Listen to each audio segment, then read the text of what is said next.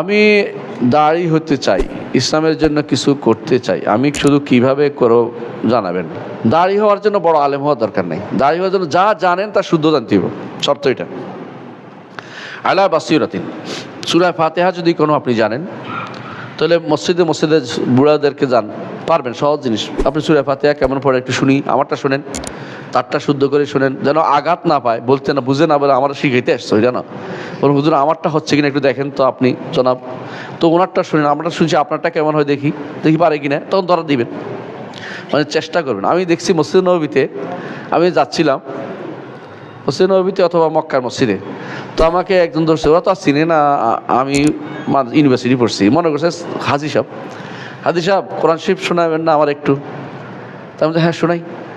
তো শোনাইছি, আর বলছে হাদি সাহেব আপনি তো হাদি সাহেব না, আপনি তো মানে আলেম মানুষ।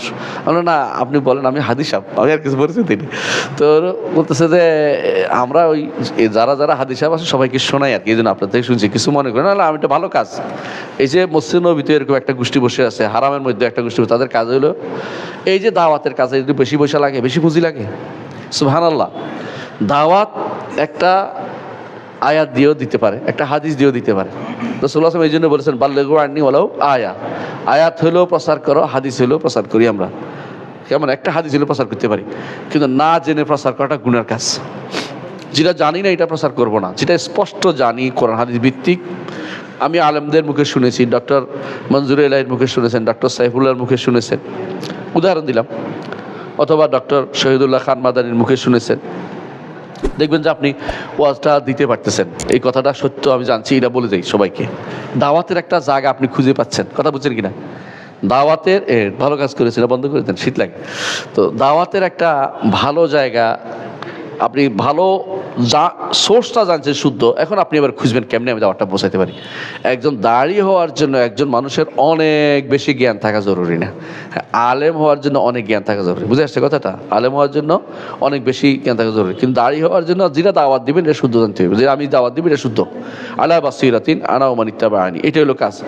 এই জন্য যতটুকু জানেন ওটুকু পৌঁছাই দেন, ইনশাআল্লাহ এটার মধ্যে কাজ করতে পারবেন। শুরু করবেন কিভাবে? এইভাবে, যেটা জানি এটা পৌঁছাবো।